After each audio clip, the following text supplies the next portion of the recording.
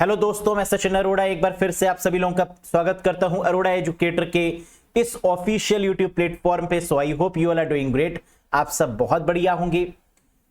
Vacancy आ चुकी है, notification आ चुका है। आपको पता तो था कि आने वाला है, लेकिन जब तक नोटिफिकेशन के दर्शन नहीं कर लेते हैं, है ना, वो मोटिवेशन नहीं मिलता एग्जाम के लिए कि अब इतने दिन रिमेनिंग है, इतनी वैकेंसीज आ चुकी हैं।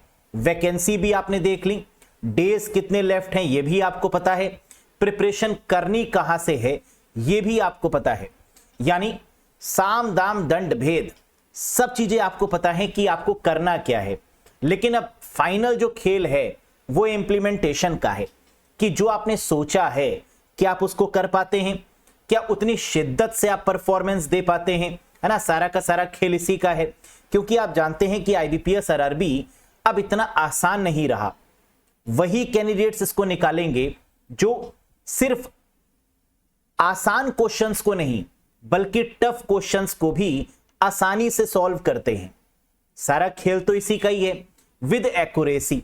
एक्यूरेसी भी मेंटेन आपको करनी होगी, क्योंकि यहां पर नेगेटिव मार्किंग भी है, और नेगेटिव मार्किंग के साथ साथ आपको सिर्फ कट ऑफ नहीं बल्कि कट ऑफ से 20-25 नंबर ऊपर भी लाने होंगे। तो आपके ऊपर रिस्पॉन्सिबिलिटी दो है कि आपको क्वेश्चंस भी मैक्सिमम करने हैं, चाहे वो रीजनिंग हो या मैथ्स हो या कंप्यूटर हो या इंग्लिश हो या हिंदी हो या जीए हो, और साथ ही साथ आपको यहां पर एक्यूरेसी भी मेंटेन करके चलनी होगी। तो आइए यहां पर हम लोग बात कर रहे हैं कंप्यूटर की 40 क्वेश्चंस की। ये बहुत इंपॉर्टेंट रोल प्ले करेगा आपके सिलेक्शन में, क्योंकि अगर कंप्यूटर में आपने 35+ क्वेश्चंस को सही कर लिया तो आप एग्जाम के आप सिलेक्शन के बहुत करीब पहुंच जाएंगे, और यही तो रिक्वायरमेंट भी है। तो आउट ऑफ 40 आप कितना स्कोर करते हैं मुझे बताइएगा। लगातार आपका कॉन्फिडेंस इंक्रीज हो रहा है डे बाय डे। आप लोगों ने अच्छे से कॉन्सेप्ट भी सीखे हैं, एमसीक्यूज की प्रैक्टिस भी कर रहे हैं, और कॉन्सेप्ट पर वर्क करना बहुत जरूरी है। सर कॉन्सेप्ट कैसे पढ़ें कंप्यूटर्स के? कंप्यूटर के कॉन्सेप्ट के लिए, वीडियोस के लिए, पीडीएफ के लिए और मॉक टेस्ट के लिए सिर्फ एक सॉल्यूशन है, और वो है IBPS RRB PO clerk full computer course. ये कोर्स क्या कंप्यूटर का है? कंप्यूटर मतलब कंप्यूटर अवेयरनेस का है, क्योंकि आपके एग्जाम में जो सब्जेक्ट है वो क्या है? Computer awareness. यानी यहां पर आपको लेटेस्ट टेक्नोलॉजीज के बारे में भी पता होना चाहिए, लेटेस्ट वर्जन्स की नॉलेज भी होनी चाहिए, और जो लेटेस्ट पैटर्न है आईबीपीएस का उसके अकॉर्डिंग ही आपको प्रिपरेशन करनी होगी। तो इसका मतलब जो नया वाला बैच है जो 15 मार्च से स्टार्ट हुआ है, यही आपको एनरोल करना होगा। सर कैसे ज्वाइन कर सकते हैं इस कोर्स से? अरोड़ा एजुकेटर एप्लीकेशन को इंस्टॉल करिए गूगल प्ले स्टोर या आईओएस स्टोर की मदद से, और फिर इस कोर्स से आप कनेक्ट हो जाइए। सर वैलिडिटी कितनी है? 12 months from date of purchase. जिस दिन आप परचेज करते हैं उस दिन से 12 महीने की वैलिडिटी आपको मिलेगी। सर क्या इसके अलावा भी कुछ पढ़ने की रिक्वायरमेंट है? जी नहीं, ये फुल फ्लेज है। इसके अलावा आपको और कुछ भी पढ़ने की रिक्वायरमेंट नहीं है। कोर्स भी तो इसीलिए ले रहे हैं ना कि हमें इसके अलावा कुछ नहीं करना पड़े, सिर्फ इसी पर फोकस करें, सिर्फ इसी को रिवाइज करें, और एग्जाम में 35+ क्वेश्चंस को सही कर पाएं। और अगर आपने बहुत अलर्ट होके किया तो आप 40 क्वेश्चंस को सही कर पाएंगे, ये मेरी गारंटी है। क्लियर है? किसी भी कंफ्यूजन के रिगार्डिंग कोई डाउट है, कुछ पूछना चाहते हैं, तो व्हाट्सएप नंबर भी यहां पर दिया गया है। इस व्हाट्सएप नंबर पे आप मैसेज कर दीजिएगा, पिन कर दीजिएगा अपने मैसेज को, और मुझे बता दीजिएगा कि ये प्रॉब्लम है, तो मैं उसका सोल्यूशन भी आपको प्रोवाइड कर दूंगा। क्लियर? फाइनल बस एक रिक्वेस्ट है कि आप मुझे ये जरूर बताइएगा एग्जाम के बाद में, सर आपके पढ़ाए हुए कितने क्वेश्चंस आए, ये फीडबैक जरूर दीजिएगा। और मुझे ये भी बताइएगा कि आपका कॉन्फिडेंस लेवल कैसा है। जब आपने पूरा कोर्स कंप्लीट कर लिया मुझे जरूर बताइएगा कि हाउ इज द जोश, how is the confidence level. क्योंकि जब एग्जाम से पहले ही आपके पास में कॉन्फिडेंस होगा तो ये नेचुरल है कि कंप्यूटर में स्कोर तो आप करेंगे ही करेंगे। अगर आपको पता है कि आपकी मैथ्स अच्छी है तो स्कोर भी होता है, अगर आपको पता है कि आपकी रीजनिंग अच्छी है तो स्कोर भी होता है। वैसे ही अगर आपको पता होगा कि आपकी कंप्यूटर भी उतनी ही अच्छी है तो नो डाउट स्कोर तो होगा ही होगा। क्लियर? तो चलिए आज के सेशन की शुरुआत करते हैं और ये है वो क्वेश्चन जो प्रीवियस वाले सेशन में हमने आपसे पूछा था। क्या था ये? How many workbook views are given under MS Excel 2021 in view tab. यानी एक्सेल शीट में जो व्यू टैब है उसमें कितने व्यूज देखने को मिलते हैं। एक्सेल की बात हो रही है, व्यूज की बात हो रही है, और हम जानते हैं यहां पर करेक्ट आंसर होगा 4 व्यूज, यानी ऑप्शन नंबर 2 बिल्कुल सही है। ये 4 व्यूज कौन कौन से हैं? पहला नॉर्मल व्यू जो बाय डिफॉल्ट होता है, दूसरा पेज ब्रेक प्रीव्यू, तीसरा पेज लेआउट और चौथा कस्टम व्यू। तो अगर व्यूज के बारे में पूछा जाएगा तो आंसर क्या होगा? 4। कौन कौन से ये भी याद रखिएगा, normal, page break preview, page layout और कस्टम व्यू। क्लियर? नेक्स्ट, आज के सेशन का पहला क्वेश्चन आपके स्क्रीन पर आ चुका है, पढ़िए और बताइए इसका आंसर क्या होगा। Dash is the search engine that plant trees. This will plant trees in vulnerable areas with the profit the company makes from its searches। मतलब कह रहा है उस सर्च इंजन का नाम बताइए जिसका मेन लक्ष्य, जिसका मेन उद्देश्य क्या है कि जितना भी प्रॉफिट हो वो हम ट्रीज में लगा दें, वो अपने वातावरण को सुरक्षित करने के लिए लगा दें। तो ऐसे सर्च इंजन का नाम बताना है। डैश क्या वे खोज इंजन है यानी सर्च इंजन है जो पेड़ लगाता है? वह कंपनी जो अपनी खोजों से होने वाले लाभ यानी प्रॉफिट से कमजोर क्षेत्रों में पेड़ लगाएगी। ये कहना किस सर्च इंजन का है? गूगल का, याहू का, डकडगो, नेवर या इकोशिया? बिल्कुल, and the correct answer is Ecosia. Ecosia एक सर्च इंजन है, आप जानते हैं। ये किस कंट्री का सर्च इंजन है? तो आंसर है बर्लिन यानी जर्मनी का। और इस कंट्री ने क्या कहा है कि जितना भी प्रॉफिट हमें इकोशिया सर्च इंजन से होगा वो सारा प्रॉफिट हम लगा देंगे किसमें? अपने एनवायरनमेंट प्रोटेक्शन में, ट्रीज को लगाने के लिए। तो that is what we called Ecosia search engine. Clear? याद रखिएगा। क्या ये बाकी भी सर्च इंजन है? जी हां, गूगल, याहू, डकडगो, नेवर, इकोशिया, ये सारे आपके सर्च इंजन ही हैं। Next, Dash is a US-based online service provider and internet service provider along with search engine। क्या कह रहा है? Dash एक अमेरिका द्वारा आधारित ऑनलाइन सेवा प्रदाता है जो सर्विस प्रोवाइड कर रहा है, अमेरिका की कंपनी, और खोज इंजन के साथ साथ यानी सर्च इंजन के साथ साथ वो इंटरनेट की सर्विसेज भी प्रोवाइड कर रहा है। ऐसा कौन सा सर्च इंजन है? गूगल, बिंग, नेवर, AOL या internet archive? Correct answer is बहुत फेमस AOL, अमेरिकन ऑनलाइन। सबसे पहला जो एग्जाम में क्वेश्चन आता है वो ये कि AOL की फुल फॉर्म क्या है? तो आंसर है America online. Number 2, America online क्या है? ये अमेरिका में जितनी भी इंटरनेट की सर्विसेज हैं, चाहे वो ईमेल हो, चाहे वो सर्च इंजन की सर्विस हो, चाहे जितनी भी सर्विसेज हो इंटरनेट से रिलेटेड, वो सब प्रोवाइड करती है। That is AOL, America online. याद रखिएगा, इसकी फुल फॉर्म भी बहुत बार पूछी गई है। Next, dash is a discontinued free and open source web browser. मतलब एक ऐसे वेब ब्राउजर का नाम बताइए जो डिसकंटिन्यू का मतलब जो अब इस्तेमाल नहीं किया जा रहा है, जो हट चुका है, जो डिसकंटिन्यू कर दिया गया है, लेकिन ये फ्री है और ओपन सोर्स वेब ब्राउजर है। नाम बताइए इसका। Nexus, Google Chrome, Mozilla Firefox, chromium या अमाया? क्या ये जितने भी नाम यहां पर दिए गए हैं ये सब ब्राउजर हैं? जी हां, ये पांचों के पांचों ब्राउजर हैं, जिसमें सबसे पहला ब्राउजर कौन सा है? www, वर्ल्ड वाइड वेब, जिसका नाम बदल के क्या कर दिया गया? नेक्सस। लेकिन अगर फ्री और ओपन सोर्स वेब ब्राउजर की बात करें जो डिसकंटिन्यू हो चुका है, इसका आंसर क्या होगा? अमाया। यानी fifth is the right one.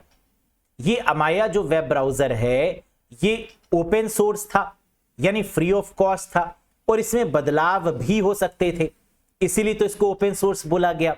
लेकिन अब इसका इस्तेमाल नहीं किया जाता है, दैट इज कॉल्ड अमाया। अच्छा, अगर हम बात कर रहे हैं ओपन सोर्स वेब ब्राउजर की, तो मुझे बताइए ऐसा कौन सा वेब ब्राउजर है जो सबसे पहले ओपन सोर्स की कैटेगरी में आया। First open source web browser क्या होगा answer? Very good, and the answer is Mozilla Firefox. ये सबसे पहला ऐसा ब्राउजर था जो ओपन सोर्स की कैटेगरी में आया। Mozilla Firefox free of cost है, बदलाव भी कर सकते हैं। अगर पूछा जाए गूगल का ब्राउजर बताइए जो कि ओपन सोर्स है, तो आंसर क्या होगा? क्रोमियम। गूगल का क्या है? क्रोमियम। और जो डिसकंटिन्यू हो गया वो कौन सा है? अमाया। क्लियर? तीनों चीजें समझ में आई। पहला open source browser Mozilla Firefox. Second question कि वो जो गूगल कंपनी द्वारा बनाया गया है लेकिन ओपन सोर्स नेचर का है, गूगल का क्रोमियम। और तीसरा क्वेश्चन वो ब्राउजर जो कि डिसकंटिन्यू हो चुका है लेकिन ओपन सोर्स है, that is called Amaya. Clear? Very good. Next, dash is an Indian proprietary privacy centric web browser developed by hidden reflex using chromium source code. अब आप क्वेश्चन पहली बार पढ़ेंगे तो आप कहेंगे पता नहीं क्या क्वेश्चन है, लेकिन अगर आप थोड़ा सा ध्यान से पढ़िए तो ये क्वेश्चन क्या कह रहा है? कह रहा है उस वेब ब्राउजर का नाम बताइए जो इंडिया के द्वारा डेवलप किया गया। सिर्फ इतना ही तो कह रहा है क्वेश्चन में, लेकिन थोड़ा सा कंफ्यूज कर दिया गया। डैश क्रोमियम सोर्स कोड का उपयोग करके हिडन रिफ्लेक्स कंपनी के द्वारा विकसित एक भारतीय स्वामित्व वाली गोपनीयता केंद्रित वेब ब्राउजर है, नाम बताइए। यानी सिंपल अगर शब्दों में हम बोले तो आपको उस वेब ब्राउजर का नाम बताना है जो इंडिया में डेवलप किया गया। और आप जानते हैं एक ही ऐसा ब्राउजर है जो कि इंडियन वेब ब्राउजर के नाम से फेमस है। कौन सा? सफारी? जी नहीं, ये एप्पल का है। एंड्रॉइड? जी नहीं, ये गूगल कंपनी का है। एपिक? जी हां, यही इंडिया के द्वारा डेवलप किया गया क्या है? ब्राउजर है। तो करेक्ट आंसर क्या होगा? एपिक। फायरफॉक्स? बिल्कुल नहीं, क्योंकि ये मोजिला कंपनी के द्वारा डेवलप किया गया। और क्यू मामू भी नहीं होगा। क्लियर है? आगे बढ़ते हैं। Question 5, name the first private search engine has been developed in India in 2021। 2021 में भारत में विकसित किए गए पहले निजी खोज इंजन का नाम बताइए, यानी सर्च इंजन का नाम बताइए जो कि भारत में डेवलप किया गया, जो कि इंडिया में डेवलप किया गया। नाम बताइए। अभी हम लोग ने क्या देखा था पीछे? उस ब्राउजर का नाम बताइए जो इंडिया में डेवलप हुआ। आंसर क्या था? एपिक। अब क्वेश्चन क्या पूछ रहा है? उस सर्च इंजन का नाम बताइए जो इंडिया में डेवलप किया गया। कब? 2021 में। And the correct answer is Q मामू। यही तो है जो कि इंडिया ने डेवलप किया। और इसकी सबसे खास बात क्या है कि ये प्राइवेट सर्च इंजन है, यानी जहां इस पर आप जो भी सर्च करेंगे वो प्राइवेट रहेगा, उसकी हिस्ट्री मेंटेन नहीं होगी। तो इसका इस्तेमाल बहुत सारे लोग कर रहे हैं सिक्योरिटी पर्पस से, प्राइवेसी को मेंटेन करने के लिए, एनोनिमस सर्च के फॉर्मेट में। तो आंसर क्या है? दैट इज क्यू मामू। Next, how many host can be configured using a subnet mask 255.255.255.252? Very very famous question of the IBPS है ना, बहुत फेमस क्वेश्चन है। क्या कह रहा है? कह रहा है सबनेट मास्क 255.255.255 और आखिरी वाले में कितना है? 252 का उपयोग करके कितने होस्ट कॉन्फ़िगर किए जा सकते हैं, कितने सर्वर कॉन्फ़िगर किए जा सकते हैं, है ना। होस्ट का मतलब क्या होता है? सर्वर। कैसे निकालेंगे?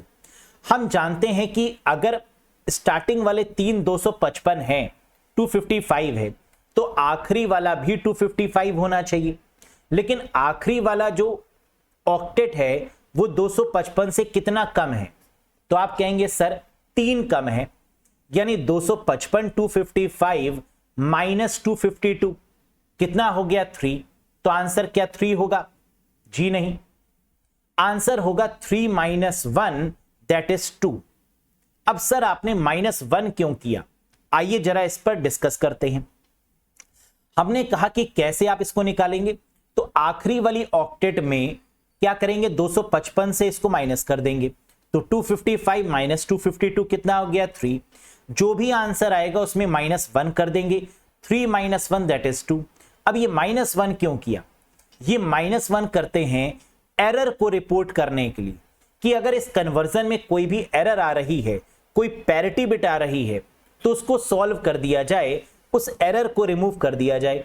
तो इसके लिए क्या किया गया, -1, आंसर क्या आ गया 2, दैट इज द आंसर।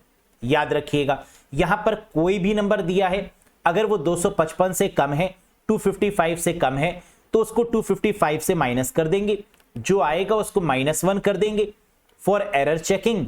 ये हो जाएगा करेक्ट जवाब। Next, LAN has mostly used the topology.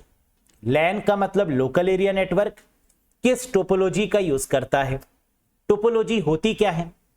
हम जानते हैं कि कंप्यूटर्स को नेटवर्क में कैसे अरेंज किया जाए, that is called topology. How the computers in a network are arrange logically and physically, that is called topologies. Bus, star, ring, tree, mesh, hybrid, है ना, कई तरीके की होती हैं टोपोलॉजीज।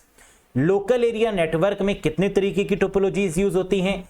3 तरीके की, बस, स्टार और रिंग, जिसे बेसिक टोपोलॉजीज भी बोला जाता है। तो करेक्ट आंसर क्या होगा? ऑल ऑफ दीज, यानी 4th option is the correct one. ये क्वेश्चन एग्जाम में ऐसे भी पूछा जा चुका है कि बस, स्टार और रिंग टोपोलॉजी किस तरीके के नेटवर्क को सपोर्ट करती है? तो आंसर क्या होगा? Local area network. ऑप्शन में क्या दिया होगा? लैन, मैन, वैन, PAN, CAN, but the right answer is what? LAN, local area network. Next, which topology requires the most amount of wiring. किस टोपोलॉजी के लिए सबसे अधिक मात्रा में वायरिंग की आवश्यकता होती है? वेरी गुड, हम जानते हैं ऐसी कौन सी टोपोलॉजी है जिसमें सबसे ज्यादा वायर का इस्तेमाल होता है? बस, स्टार, रिंग, मैश या हाइब्रिड? एक क्लू भी देते हैं आपको, ये वो टोपोलॉजी है जो सबसे ट्रस्टवर्दी है, ये वो टोपोलॉजी है जो सबसे सिक्योर है, ट्रस्टवर्दी है, इस पर ट्रस्ट किया जा सकता है, सबसे बढ़िया टोपोलॉजी है ये। बिल्कुल सही, that is called mesh topology, और इसी में सबसे ज्यादा वायर की रिक्वायरमेंट भी होती है। तो करेक्ट आंसर क्या होगा? Option number 4। ऐसी कौन सी टोपोलॉजी जिसमें सबसे ज्यादा वायर की रिक्वायरमेंट है, जिसमें सबसे ज्यादा केबल्स की रिक्वायरमेंट है? The answer is mesh. Next, computer network topology which uses router. कह रहा है ऐसी कौन सी टोपोलॉजी है जो राउटर का यूज करती है? कंप्यूटर नेटवर्क टोपोलॉजी जो राउटर का उपयोग करती है उसका नाम बताइए। बस, रिंग, मैश, ट्री, स्टार, या आता है बताएंगे नहीं? बिल्कुल सही, आपकी पार की नजर और Nirma super. The correct answer is mesh. फिर से आंसर होगा मैश टोपोलॉजी। ऐसा क्यों? आइए डिस्कस करते हैं। मैश टोपोलॉजी का यूज ज्यादातर करते हैं होम ऑटोमेशन के लिए। अगर हमें किसी घर को पूरी तरीके से ऑटोमेट करना है, ऑटोमेटिक IoT पर बेस्ड करना है, इंटरनेट ऑफ थिंग्स पर बेस्ड करना है, तो हम किसका यूज करेंगे? मैश टोपोलॉजी का। और मैश टोपोलॉजी एक कॉम्प्लेक्स तरीके की टोपोलॉजी है जिसमें आपस में कनेक्शन एस्टैब्लिश करने के लिए किस डिवाइस का यूज करेंगे? तो आंसर है राउटर का। क्लियर? याद रखिएगा, मैश के साथ हमेशा क्या होगा? Router. Next, device in a ring और mesh topology are usually configured in a dash relationship. Ring या मैश टोपोलॉजी में जो डिवाइसेस होती हैं, जो नेटवर्किंग डिवाइसेस हैं, वो आमतौर पर किस संबंध में कॉन्फ़िगर की जाती हैं? पीयर टू पीयर, प्राइमरी या सेकेंडरी, मास्टर स्लेव मल्टीप्लेक्स्ड या all of this? And the correct answer is peer to peer. Peer का मतलब दोस्त। यहां पर जितने भी कंप्यूटर्स लगे होते हैं वो एक ही तरीके के होते हैं, और सिमिलर तरीके के कंप्यूटर्स को क्या बोलते हैं? सिमिलर तरीके के नोड्स को क्या बोलते हैं? That is called peer to peer. हर एक दोस्त जरूरी है ना, वैसे ही इसे बोलते हैं क्या? Peer to peer. Next, in networking port number of IMAP is dash and POP3 is dash. क्या रहे? नेटवर्किंग में हम जानते हैं पोर्ट नंबर होते हैं। पोर्ट नंबर का काम क्या होता है? ये रिस्पॉन्सिबिलिटी देना कि अगर कोई एरर आए तो ये हमें पता चल जाए कि वो किस पोर्ट नंबर की एरर है, जिससे हम उस प्रोटोकॉल का पता लगा पाए कि किस प्रोटोकॉल ने गलती करी और किस प्रोटोकॉल में कमी रह गई। तो कह रहा है IMAP का पोर्ट नंबर क्या है और POP3 का पोर्ट नंबर क्या है, ये बताइए। हम जानते हैं IMAP का मतलब क्या है? इंटरनेट मैसेज एक्सेस प्रोटोकॉल, और POP3 का मतलब क्या है? Post office protocol version 3। इन दोनों ही प्रोटोकॉल का यूज करते हैं कहां पर? ईमेल में। ईमेल को एक्सेस करने के लिए या रिट्रीव करने के लिए, ईमेल को फेच करने के लिए हम इन दो प्रोटोकॉल्स का यूज करते हैं, और ईमेल को सेंड करने के लिए SMTP का यूज करते हैं, है ना, ये बात जानते हैं हम लोग। और अगर अटैचमेंट की बात हो तो माइम का यूज करते हैं। IMAP किस पोर्ट नंबर पर काम करता है? 143 पर। और POP3 किस पोर्ट नंबर पर काम करता है? 110। यानी first option is the correct one. इसको तो याद कर लीजिए, ये आएगा ही आएगा।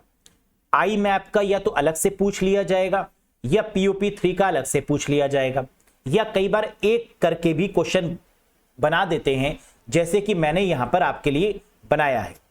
तो नेटवर्किंग पोर्ट नंबर में IMAP का क्या होगा? 143, और POP3 का क्या होगा? 110। Clear? Next, to speed up the programming process a language was introduced that is called. Programming प्रक्रिया को तेज करने के लिए एक भाषा की शुरुआत की गई, जिसे क्या कहा जाता है? प्रोग्रामिंग प्रोसेस का मतलब, हम जानते हैं कि अगर हमें कोई सॉफ्टवेयर बनाना है, कोई प्रोग्राम बनाना है, तो हम उसको बहुत तेजी से बनाएंगे ना, क्योंकि जो क्लाइंट होते हैं, जो कस्टमर होते हैं, वो हमें एक डेडलाइन देते हैं कि सचिन सर, हमने आपको सॉफ्टवेयर बनाने के लिए दिया, ये 1 महीने में बन जाना चाहिए। हम कहेंगे ठीक है ना, एक डेडलाइन होगी उसकी। तो अगर मैं उस सॉफ्टवेयर को बनाने जा रहा हूं तो मैं किसका यूज करूंगा? C++, जावा, PHP, सी प्रोग्रामिंग, है ना, ऐसी ही लैंग्वेजेस का तो मैं यूज करूंगा उसको बनाने के लिए। और ये सभी लैंग्वेजेस क्या कहलाती हैं? High level languages. तो करेक्ट आंसर क्या होगा? High level language. हम प्रोग्रामिंग प्रोसेस को स्पीड अप करने के लिए जितने भी प्रोग्राम्स हैं वो किस में बनाते हैं? हाई लेवल में। सर, क्या सॉफ्टवेयर को हम लो लेवल में भी बना सकते हैं? क्या असेंबली और मशीन में भी बना सकते हैं? हम बना सकते हैं असेंबली और मशीन में ज्यादातर हार्डवेयर की चीजों को, जो हार्डवेयर से कोरिलेटेड है। CPU की डिजाइनिंग को हम 01 में करते हैं। रोबोट्स अगर हमें बनाना है तो असेंबली या मशीन लैंग्वेज या लिस्प में बनाएंगे या प्रोलॉग में बनाएंगे, वो टफ पड़ेगा। लेकिन अगर हम हाई लेवल लैंग्वेज का यूज करके कोई प्रोग्राम बना रहे हैं तो वो काफी आसान होगा और स्पीड अप भी होगा। Clear? Next, which Windows 11 feature help end users to arrange application in 6 different layout। Windows 11 की ऐसी कौन सी विशेषता है जो एंड यूजर्स को 6 अलग अलग लेआउट में एप्लीकेशन व्यवस्थित करने में मदद करती है? इसका मतलब क्या है? सपोज करिए कि आप 6 अलग अलग एप्लीकेशंस पर काम कर रहे हैं। एक तरफ व्हाट्सएप आपका खुला है, एक तरफ फेसबुक है, एक तरफ कोई वेबसाइट खुली हुई है, वहीं कोई दूसरी वेबसाइट खुली है। इस तरीके से कुल मिला के 6 एप्लीकेशंस ओपन है, और आप चाहते हैं कि उन 6 के 6 एप्लीकेशंस को एक साथ स्क्रीन पर देख पाएं अपने कंप्यूटर या लैपटॉप पे। तो विंडोज 11 का क्या ऐसा कोई फीचर है जो 6 के 6 टैब को एक साथ आपको स्क्रीन पर दिखा देगा? जी हां, that particular feature is called snap layout. देखिए जैसे ही आप स्नैप लेआउट फीचर पर क्लिक करेंगे क्या होगा, जितनी भी विंडो आपकी ओपन है स्क्रीन पर उनको ये एक साथ डिस्प्ले कर देगा। और ये इंपॉर्टेंट फीचर है किसका, विंडोज 11 का, है ना, याद रखिएगा। Next, name the first ISP of India. Bharat का पहला आईएसपी का नाम बताइए। आईएसपी मतलब इंटरनेट सर्विस प्रोवाइडर। आपका इंटरनेट सर्विस प्रोवाइडर कौन सा है, या तो जियो होगा, है ना, या बीएसएनएल होगा, या आइडिया होगा, यही तो होंगे। तो कह रहा है कि इंडिया का सबसे पहला इंटरनेट सर्विस प्रोवाइडर कौन सा है, बीएसएनएल, आइडिया, रिलायंस, बीएसएनएल, या only 1 and 3। And the correct answer is BSNL, विदेश संचार निगम लिमिटेड। बीएसएनएल नहीं भाई साहब, नहीं लगेगा, ये नहीं, बीएसएनएल होगा करेक्ट आंसर, विदेश संचार निगम लिमिटेड, जिसका नाम अब क्या हो गया है, टाटा कम्युनिकेशंस। क्योंकि बीएसएनएल को किसने खरीद लिया है, टाटा कंपनी के द्वारा, and now it is known as Tata communication. लेकिन किंतु परंतु अगर एग्जाम में क्वेश्चन ये पूछें कि दुनिया का पहला आईएसपी कौन सा है, name the first ISP of world, दुनिया का, तो आंसर क्या होगा, the answer is telnet. Telnet is considered as the first ISP of world, दुनिया का पहला ISP, that is telnet. Next, protection offered by Microsoft is called. Microsoft द्वारा प्रदान की जाने वाली सुरक्षा क्या कहलाती है। माइक्रोसॉफ्ट बहुत बड़ी कंपनी है, आप सब जानते हैं, और माइक्रोसॉफ्ट के द्वारा जो प्रोटेक्शन दी गई है उसका नाम क्या है, एंटीवायरस, फायरवॉल, यूटिलिटी, डिफेंडर, या वीपीएन। क्या लग रहा है आपको, बिल्कुल this is the very very famous question and the correct answer is defender. ये क्वेश्चन कई बार उल्टा भी पूछा गया है कि डिफेंडर जो सिक्योरिटी सर्विस है, जो प्रोटेक्शन सर्विस है, ये किस कंपनी के द्वारा प्रोवाइड की जाती है। Defender is the protection offered by which company, तो आंसर क्या होगा, Microsoft. Next, dash is the process of dividing the disk into track and sector. Disk का मतलब हार्ड डिस्क। हार्ड डिस्क को ट्रैक और सेक्टर में विभाजित करने की प्रक्रिया क्या कहलाती है, and the correct answer is, बताइए, ट्रैकिंग, फॉर्मेटिंग, क्रैशिंग, अलॉटिंग, या पार्टीशनिंग। बिल्कुल the correct answer is formatting. Format करने का मतलब, जब हम किसी भी डिस्क को फॉर्मेट करते हैं तो हम इसको क्लीन कर देते हैं, है ना, खाली कर देते हैं। क्या खाली करने के बाद, फॉर्मेट करने के बाद भी हम डेटा को रिकवर कर सकते हैं? यस, कई सारे ऐसे सॉफ्टवेयर्स आते हैं जिसके द्वारा हम हार्ड डिस्क में डिलीट करने के बाद भी या फॉर्मेट करने के बाद भी डेटा को रिकवर कर सकते हैं। इसका मतलब कि फॉर्मेटिंग के दौरान जो हमारा हार्ड डिस्क में डेटा है वो कहीं बट रहा होगा। कहां बटता है? That is called track and sector, और इसी प्रोसेस को क्या बोलते हैं? Formatting. Next, file extension of MS paint is. MS paint पर फाइल एक्सटेंशन जो होता है ना, उसका फाइल एक्सटेंशन क्या है एमएस पेंट का? बचपन में आपने एमएस पेंट का यूज किया होगा, है ना, पहाड़ झरने बनाने में कंप्यूटर में एमएस पेंट बचपन में काफी सिखाया जाता है। एमएस पेंट की जो फाइल्स होती हैं उनका एक्सटेंशन क्या होता है? .doc हो नहीं सकता क्योंकि ये एमएस वर्ड का होगा, एक्सएलएस एक्सेल शीट का होगा, CSS कैस्केडिंग स्टाइल शीट का होगा, BMP, जी हां, bitmap image, that is the correct answer. तो एमएस पेंट का जो एक्सटेंशन है वो क्या है? .bmp है, और BMP की फुल फॉर्म पूछी जाती है, that is called bitmap image. इसको कई बार रास्टर इमेजेस भी बोला जाता है। आपने शायद सुना होगा कि इमेजेस दो तरीके की होती हैं, रास्टर इमेजेस और वेक्टर इमेजेस। तो BMP images are also called as raster images. Next, what is the smallest and largest font size available in font size tool formatting bar in MS PowerPoint 2019 and 2021? MS PowerPoint 2019 या 2021 में font size tool formatting bar में उपलब्ध सबसे छोटा और सबसे बड़ा font size क्या है?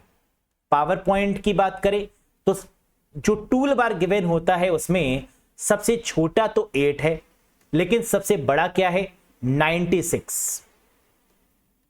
वर्ड में एमएस वर्ड की बात करते या एमएस एक्सेल की बात करते तो 8 और 72 होता, लेकिन पावर पॉइंट में क्या होगा? 8 and 96। Next, which of the following is a method of accessing fixed internet for home और ऑफिस? निम्न में से कौन सा घर या कार्यालय के लिए निश्चित इंटरनेट तक पहुंचने का एक तरीका है? बताइए, इंटरनेट एक्सेस करने का ये एक तरीका है घर या ऑफिसेज में, इसे क्या बोलेंगे? Public wifi network, mobile broadband network, digital subscriber line, private wifi या टीथरिंग? हम जानते हैं होम और ऑफिसेज में लगा हुआ जो नेटवर्क है वो कैसा होगा? डीएसएल नेटवर्क होगा, यानी digital subscriber line. That is the correct answer. तो ऑप्शन नंबर 3 हो गया करेक्ट जवाब। और ये बहुत फेमस क्वेश्चन है, आता ही आता है। ये क्वेश्चन ऐसे भी पूछते हैं कि डीएसएल कनेक्शंस का इस्तेमाल कहां पर होता है? तो आंसर होगा होम और ऑफिसेज के केस में। Next, virtual memory is part of. आभासी मेमोरी क्या होती है? ये किसका हिस्सा है? रैम, रोम, हार्ड डिस्क, पी रोम या कैश मेमोरी? बताइए। हमने आपको यह बात बताई है कि जो वर्चुअल मेमोरी होती है ये क्या होती है? रैम के साइज को इंक्रीज करना, यही तो कहलाता है वर्चुअल मेमोरी। लेकिन ये रैम का साइज इंक्रीज कैसे होता है? रैम हार्ड डिस्क से कहती है कि मुझे कुछ स्पेस उधार दे दो, हार्ड डिस्क कहती है तथास्तु, ले लो। और इसी पार्ट को हम क्या बोलते हैं? Virtual memory. क्या हम हार्ड डिस्क की जगह पर यह स्पेस एसएसडी यानी सॉलिड स्टेट ड्राइव से भी मांग सकते हैं? जी हां, या तो हार्ड डिस्क से मांगेंगे या एसएसडी से मांगेंगे, और इसी को बोलेंगे क्या? Virtual memory. तो रैम के साइज को वर्चुअली इंक्रीज करना, that is called virtual memory. तो आंसर क्या होगा? क्या एसएसडी गिवन है? नहीं। क्या हार्ड डिस्क गिवन है? जी हां। तो correct answer is hard disk. Virtual memory is the part of hard disk. Clear? लेकिन अगर यह पूछते कि वर्चुअल मेमोरी में किसके साइज को इंक्रीज करते हैं, तो आंसर क्या होता? रैम। रैम के साइज को इंक्रीज करना ही क्या कहलाता है? Virtual memory. लेकिन उधार किससे मांगा जाता है? हार्ड डिस्क से या एसएसडी से? Next, how many different color is a 16-बिट इमेज कैपेबल ऑफ रिप्रेजेंटिंग? ये तो आरबीआई का बहुत फेमस क्वेश्चन है, और जो क्वेश्चन आरबीआई पूछती है वही आईबीपीएस भी पूछ लेती है। जरा बताओ, ये 16-बिट छवि कितने अलग अलग रंगों का प्रतिनिधित्व करने में सक्षम है? बहुत आसान। 16-बिट इमेज का मतलब ये कितने कलर्स को रिप्रेजेंट करेगी? 2 की पावर 16, क्योंकि कंप्यूटर में जितनी भी चीजें हैं उनको बाइनरी नंबर्स में ही रिप्रेजेंट करते हैं, और बाइनरी नंबर का मतलब बेस 2। तो 2 की पावर 16 का मतलब, इतनी तो मैथ्स आपने पढ़ी है ना? इतना तो आपको पता है कि 2 की पावर 16 का मतलब 65,536 यानी 65,536। That is the correct answer. तो यहां पर अगर 16-बिट की जगह पर 15-बिट दिया होता तो 2 की पावर 15 हो जाता। 8-बिट इमेज दिया होता तो 2 की पावर 8 हो जाता। तो जितनी भी बिट दी हो, क्या करेंगे? 2 की पावर में उसको कन्वर्ट कर देंगे, वो हो जाएगा करेक्ट जवाब। Next, dash is a series of audio files made available in digital format for downloading और listening over the internet. Dash audio files की एक श्रृंखला है जिसे डाउनलोड करने या डाउनलोड करने के लिए डिजिटल प्रारूप में उपलब्ध कराया है, और जिसे इंटरनेट पर हम सुन सकें, उसे क्या बोलेंगे? That is called podcasting. Podcast क्या होता है? जब दो लोग आपस में बैठकर बात कर रहे होते हैं तो इसे हम लोग क्या बोल देते हैं? पॉडकास्ट है। Series of audio files that are called podcasting. Next, which type of memory is closely related to processor, किस प्रकार की मेमोरी को प्रोसेसर यानी सीपीयू से गहरा संबंध है, इसका मतलब क्लोजली रिलेटेड है। सीपीयू के पास में कौन सी मेमोरी है बताओ, क्या मेन मेमोरी है, क्या सेकेंडरी मेमोरी है, क्या डिस्क मेमोरी है, टेप मेमोरी है या एसएसडी है। एसएसडी तो हो नहीं सकती क्योंकि ये सेकेंडरी मेमोरी है। टेप मेमोरी हो नहीं सकती क्योंकि इसका यूज ही नहीं होता है आजकल। डिस्क मेमोरी का मतलब सेकेंडरी मेमोरी, ये भी नहीं होगा। सेकेंडरी मेमोरी का मतलब एसएसडी या हार्ड डिस्क, ये भी नहीं होगा। तो बचा क्या, मेन मेमोरी जिसमें रैम और रोम आता है। तो प्रोसेसर के करीब कौन सी होगी, रैम। रैम का मतलब प्राइमरी मेमोरी या मेन मेमोरी। तो करेक्ट आंसर क्या हो गया, first is the right one. समझ में आया। Next, what do you press in MS Excel 365 to enter the current date in a cell.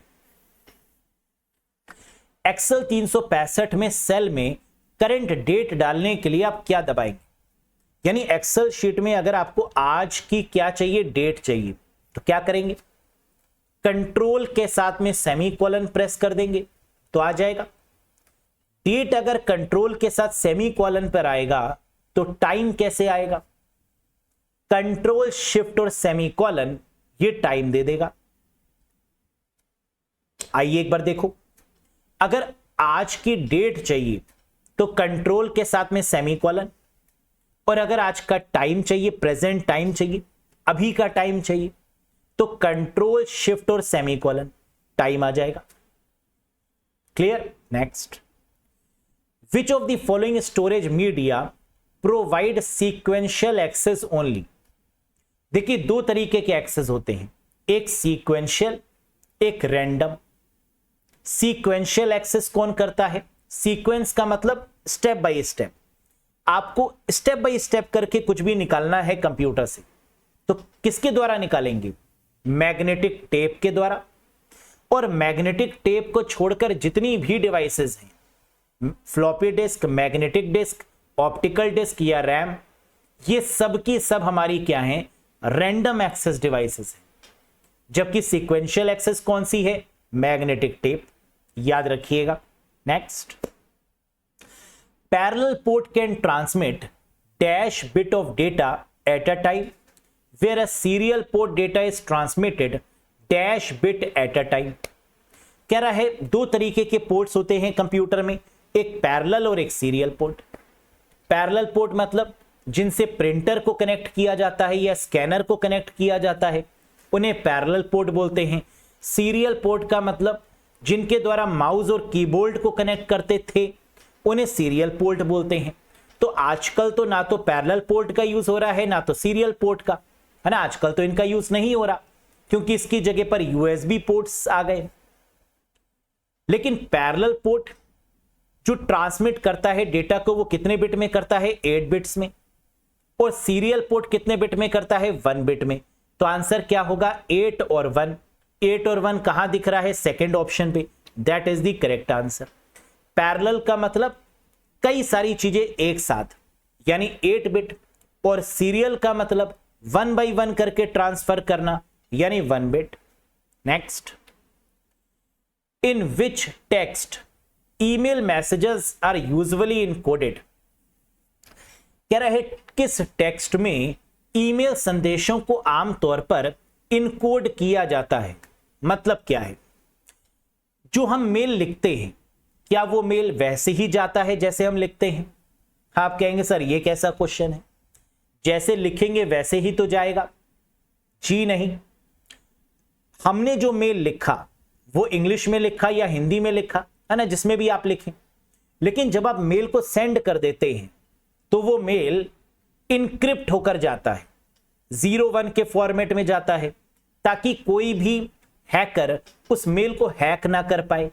इसलिए वहां पर जो सिक्योरिटी यूज होती है वो PGP है, प्रेटी गुड प्राइवेसी, जिसमें कोई भी हैकर उस मेल को क्या करे, एक्सेस ना कर पाए, हैक ना कर पाए।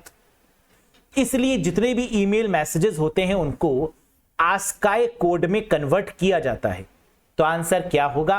आस्की या sky, American standard code for information interchange, that is the right answer. तो in which text email messages are usually encoded, किस टेक्स्ट में ईमेल संदेशों को आमतौर पर इनकोड किया जाता है या सुरक्षित किया जाता है? तो आंसर क्या होगा? ASCII codes, American standard code for information interchange. Next, which function key moves the cursor to the address bar in Google Chrome browser? Google Chrome browser में कौन सी फंक्शन की कर्सर को एड्रेस बार में ले जाती है? मतलब आपने गूगल क्रोम ओपन किया, सबसे ऊपर होता है आपका यूआरएल जिसे आप बोलते हैं एड्रेस बार, और अगर उसको सिलेक्ट करना है, वहां पर कर्सर लेकर जाना है, तो क्या करेंगे? F9, F7, F8, F6, F2। The correct answer is F6। जैसे ही आप F6 दबाएंगे, क्या होगा? आपका जो यूआरएल है, जो एड्रेस बार है, वो सिलेक्ट हो जाएगा, वहां पर आपका कर्सर चला जाएगा। That is the right one. Next, which one of the following network device is the broadcast device? निम्नलिखित में से कौन सी नेटवर्क डिवाइस ब्रॉडकास्ट डिवाइस की कैटेगरी में आती है? सोचो, ब्रॉडकास्टिंग का मतलब क्या होता है कि आप अगर कोई चीज किसी डिवाइस को दे तो वो सभी को दे दे, सभी डिवाइसेस में वो चीज इक्वली डिस्ट्रीब्यूट कर दे, दैट इज कॉल्ड ब्रॉडकास्ट, है ना। जैसे हमने यूट्यूब पर कोई वीडियो अपलोड करी, चाहे आप सब्सक्राइबर हैं या नहीं हैं, आप फिर भी इस वीडियो को देख सकते हैं। क्या है? ब्रॉडकास्ट ही तो है। टीवीज पर जो आपके सीरियल आते हैं, जो मूवीज आती हैं, क्या होती हैं? ब्रॉडकास्ट होती हैं। तो निम्नलिखित में से कौन सी ऐसी डिवाइस है जो ब्रॉडकास्ट करती है? Answer is hub. हब क्या है? हब को हम जो भी डेटा देंगे, ये क्या करेगा? ब्रॉडकास्ट कर देगा, सभी में दे देगा। और अगर मैं आपसे पूछूं कि ये हब OSI मॉडल के किस लेयर पर आता है, तो आंसर क्या होगा? Hub works on which layer of the OSI model? तो आप कहेंगे सर आप बता चुके हैं, हब और रिपीटर फिजिकल लेयर यानी लेयर 1 में आता है, स्विच और ब्रिज लेयर 2 में आता है, राउटर लेयर 3 में आता है ना, ये बात आपको पता है। Next, which of the following is not a valid function in MS Excel 365? निम्नलिखित में से कौन सा MS Excel 365 में वैध कार्य नहीं है, वैलिड फंक्शन नहीं है? बताइए, प्रीवियस ईयर का क्वेश्चन है ना, ये तो प्रीवियस ईयर में पूछा गया था। बताइए, सम, काउंट, सबट्रैक्ट, काउंट ए या नन ऑफ दीज? कौन सा फंक्शन नहीं है एक्सेल का? The answer is subtract. क्योंकि अगर हमें सबट्रैक्ट करना होता है तो हम सबट्रैक्ट नहीं लिखते, हम उन रोज उस सेल को चुनते हैं जिसे सबट्रैक्ट करना है और उसके बीच में माइनस का साइन लगा देते हैं, है ना, जैसे B3 माइनस C3। ये सही तरीका है, ना कि सबट्रैक्ट फंक्शन का यूज करके ये काम करते हैं, तो that is the wrong one. Next, in MS Word 365 control E is the keyboard shortcut to? कह रहा है एक्सेल नहीं, MS Word 365 में कंट्रोल E का प्रयोग क्यों करते हैं? नॉर्मल सी बात है, कंट्रोल E का यूज करके हम क्या करेंगे? सेंटर अलाइन करेंगे। क्या कहीं सेंटर अलाइन दिख रहा है? जी हां, सेकेंड ऑप्शन में, that is the right one. To center align the selected text via Ctrl+E। Next, what computers were the SCSI पोर्ट यूज्ड फॉर? SCSI पोर्ट का उपयोग किस कंप्यूटर के लिए किया जाता है? एप्पल के कंप्यूटर्स के लिए, माइक्रोसॉफ्ट के कंप्यूटर्स के लिए, गूगल, IBM या सोनी? सोनी है, सनी लियोनी नहीं है। बताइए, पता नहीं क्यों ये क्वेश्चन इतना ज्यादा क्यों पसंद है IBPS को? क्योंकि इसका आंसर है एप्पल। SCSI पोर्ट्स का इस्तेमाल कौन से कंपनी के द्वारा किया जाता है? एप्पल कंपनी के द्वारा। ये SCSI की फुल फॉर्म क्या है? स्मॉल कंप्यूटर सिस्टम इंटरफेस, ये भी पूछा गया है। कि SCSI में आई मतलब क्या है, इंटरफेस। SCSI में दूसरा वाला S क्या है, स्मॉल कंप्यूटर सिस्टम, तो दूसरा S क्या हो गया, सिस्टम।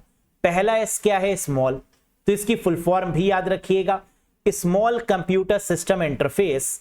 और ये किस में यूज किया जाता है, एप्पल के कंप्यूटर्स में। एप्पल के जितने भी प्रोडक्ट हैं वो IBPS को बड़े पसंद हैं, चाहे एप्पल का MS वर्ड हो, है ना, alternate of MS word, word processor, चाहे एप्पल का प्रेजेंटेशन सॉफ्टवेयर हो, चाहे एप्पल का स्प्रेडशीट हो, है ना, ये सारे क्वेश्चंस बहुत पसंद आते हैं IBPS को। और ये तो पूछते ही पूछते हैं, डैम श्योर है, कंफर्म है। How many presentation views are there in MS PowerPoint 2019? MS PowerPoint 2019 या 2021 में प्रेजेंटेशन व्यूज कितने हैं, बताइए। अगर मैं आपसे ये पूछता कि पावर पॉइंट में टोटल व्यूज कितने हैं व्यू टैब में, तो आंसर कितना होता, 5 + 3 8 व्यूज, ऑप्शन नंबर 4। लेकिन क्या यहां पर टोटल व्यूज पूछ रहा है, जी नहीं, प्रेजेंटेशन व्यूज। प्रेजेंटेशन व्यूज कितने होते हैं, 5, और मास्टर व्यू कितने होते हैं, 3। तो प्रेजेंटेशन व्यू में आंसर क्या होगा, 5, यानी option 3 is the right one. कौन कौन से, normal view, outline view, slide sorter view, notes page view और रीडिंग व्यू, ये प्रेजेंटेशन है। मास्टर व्यू में कौन कौन से आएंगे, स्लाइड मास्टर, हैंडआउट मास्टर और नोट्स मास्टर। व्यू टैब में टोटल व्यूज कितने हैं पावर पॉइंट में, 5 + 3 दैट इज 8। लेकिन सिर्फ प्रेजेंटेशन व्यूज 5 और सिर्फ मास्टर व्यू 3। याद रहेगा ना, याद तो रहता है लेकिन फिर भी भूल जाते हो, है ना। Practice makes a man perfect. जितनी प्रैक्टिस करोगे क्वेश्चंस की, उतना ही परफेक्शन डेवलप होगा। Next, using the cell address $A4 within a formula in Excel means it is. Excel में एक सूत्र के भीतर सेल एड्रेस $A4 का उपयोग करने का अर्थ क्या है। सर हमें यह तो पता है, डॉलर का मतलब होता है रो या कॉलम को फिक्स करना। डॉलर का मतलब है सेल रेफरेंसिंग, और सेल रेफरेंसिंग कितने तरीके की होती है, 3 तरीके की, रिलेटिव, एब्सोल्यूट और मिक्स्ड। $1 का अगर यूज होगा तो आंसर क्या होगा, मिक्स्ड सेल रेफरेंस, यानी option 1 is the right one. या तो रो के साथ में डॉलर का यूज होगा या कॉलम के साथ में। अगर रो के साथ में यूज हो रहा है तो रो मिक्स्ड सेल रेफरेंसिंग होगी, और अगर कॉलम के साथ में हो रहा है तो कॉलम मिक्स्ड सेल रेफरेंसिंग होगी। यहां पर किसके साथ में हो रहा है, कॉलम के साथ में। $A4 यानी डॉलर किसके साथ में है, कॉलम के साथ में, तो ये क्या होगा, मिक्स सेल रेफरेंस तो है लेकिन कैसा, column mixed cell reference. Clear. क्या $4 भी हो सकता है, जी हां। अगर $4 होता तो ये भी मिक्स्ड सेल रेफरेंस होता, लेकिन अगर $4 होता तो ये कैसा होता, एब्सोल्यूट। अगर सिर्फ A4 होता तो ये कैसा होता, रिलेटिव, क्योंकि रिलेटिव के केस में कोई भी डॉलर का साइन यूज नहीं होता। तो सिर्फ A4 होता तो वो रिलेटिव होता, $A, $4 दोनों के साथ में डॉलर का यूज होता तो वो एब्सोल्यूट होता। $A या $4 होता तो ये मिक्स्ड सेल रेफरेंसिंग होता।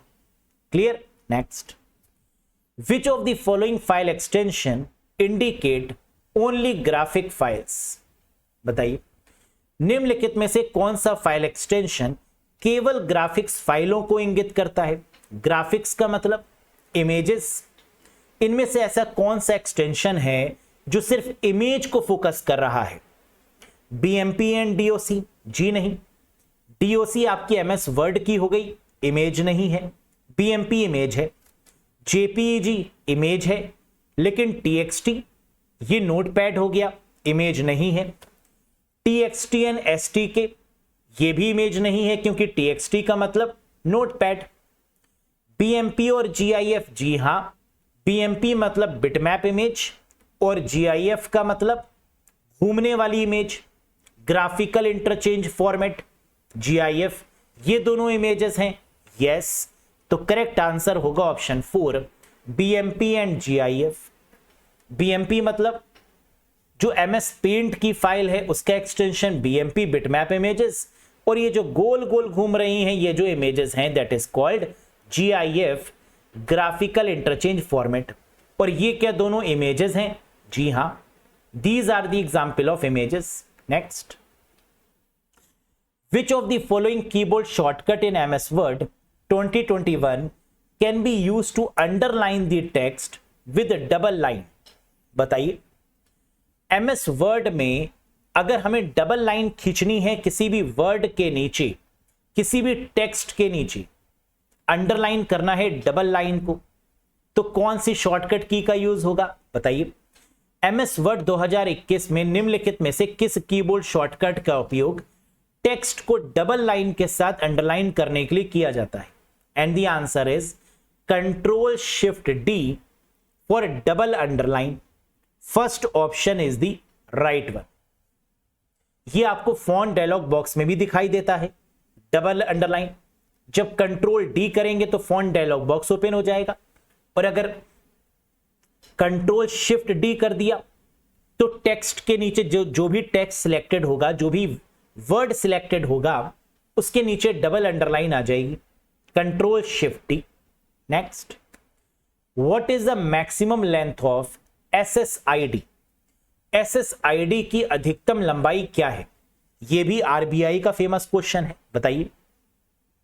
अब यहां पर आपको यह पता होना चाहिए कि SSID का मतलब क्या होता है। आप लोग ने नोटिस किया होगा कि जब भी आप वाईफाई कनेक्ट करते हैं तो वाईफाई का एक पर्टिकुलर नेम होता है जो आप खुद भी रख सकते हैं या कंपनी का बाय डिफॉल्ट भी मिल जाता है आपको। ये बाय डिफॉल्ट नेम या नाम जो आप इंटरनेट के अपने वाईफाई का रखते हैं दैट इज कॉल्ड SSID, और इसकी फुल फॉर्म क्या है? Service set identifier. ये कितने मैक्सिमम लेंथ का हो सकता है? 32 कैरेक्टर्स का, इससे ज्यादा नहीं हो सकता। So the correct answer is 32 character. SSID इसकी फुल फॉर्म याद रखिएगा, सर्विस सेट आइडेंटिफायर। क्या है ये? Name of the wireless network. जो आपके आसपास घरों में जो नेटवर्क लगा होता है ना, उसके भी नाम आपको दिखाई देते हैं, अपने पड़ोसियों के भी, तो ये कैच कर लेता है, लेकिन कनेक्ट नहीं कर पाता बिकॉज ऑफ द पासवर्ड। लेकिन कई लोग पासवर्ड क्या रखते हैं? 87654321, है ना, और ये आप लगा के देखते हैं कनेक्ट कर जाता है, तो उनका वाईफाई भी आप यूज कर लेते हैं, है ना, ऐसा होता है ना। तो ये कहलाता है क्या? SSID, service set identifier, wifi का नाम, जो कितने कैरेक्टर्स का हो सकता है? Maximum 32 characters. तो 54321000000 ऐसे पासवर्ड मत रखा करिए, क्योंकि अगर ऐसे पासवर्ड रखेंगे तो हैक करने में काफी आसानी होगी। Next, which memory device is generally made up of semiconductors?